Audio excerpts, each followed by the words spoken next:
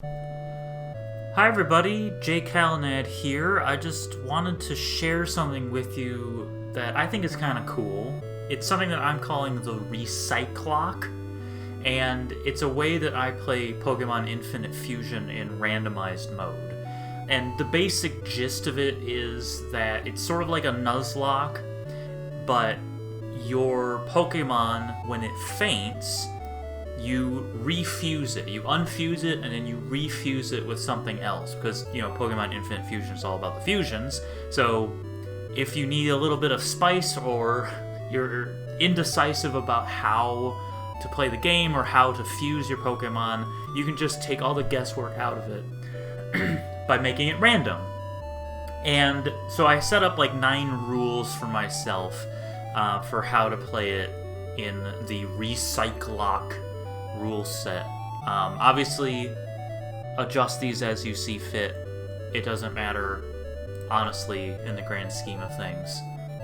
So obviously you want to play in randomized mode.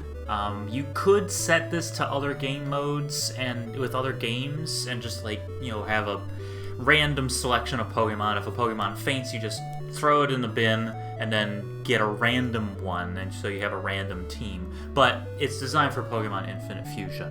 I try to set it for like a balanced randomized mode, so here are my settings.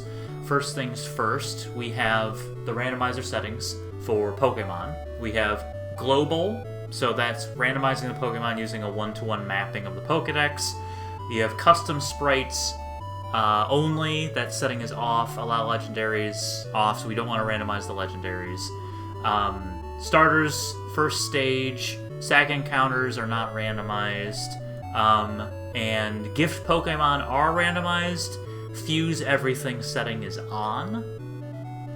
And then for the items, I have random found items, random TMs, but every other item is not randomized. So there's some anchors in that sense. Something that I found is fishing is also not randomized. I don't know if that can be. I don't know how that works. All I've noticed is that when I fish, it's a normal set of Pokemon. So there's some anchors. There's some items that are not random, and there's some Pokemon that are not random. I don't want to break the game, so there's some settings like in items that you could turn to random, and it would just make everything really crazy. Obviously, play with whatever you want, however you want. I customize the base stat total range for randomized Pokemon that you find, that you encounter. So I go for like a 15 base stat total range for trainer Pokemon, and then for wild Pokemon go for 25. So that way you're gonna encounter around the same power of Pokemon that you normally would. They're just gonna be random. So those are the settings that I use, and they seem to work pretty well. Second rule, you want to play with only fused Pokemon. The whole point of the Recyclocke is to use random fusions, and so you want to play with only fused Pokemon.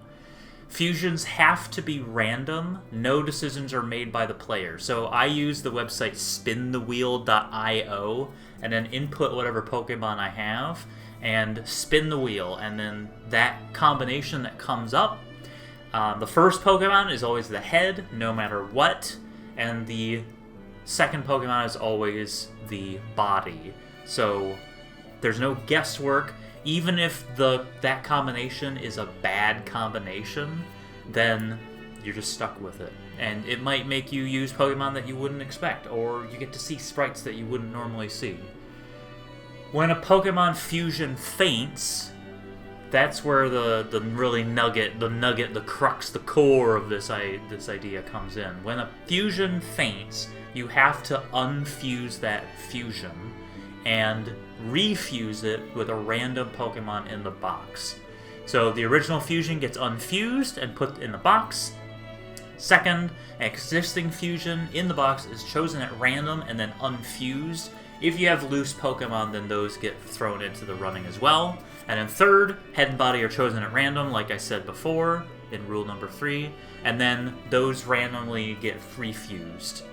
And if you have any extra splicers, and you can just refuse some other Pokemon that are in there.